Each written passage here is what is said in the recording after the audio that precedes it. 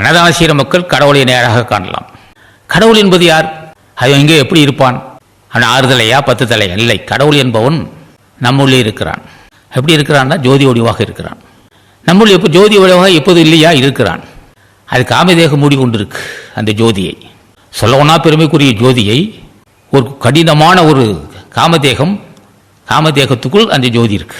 அந்த ஜோதி 1000 கோடி சூரிய பிரகாசம் உள்ள ஜோதி. அந்த ஜோதியை வெளிப்பட விடாது.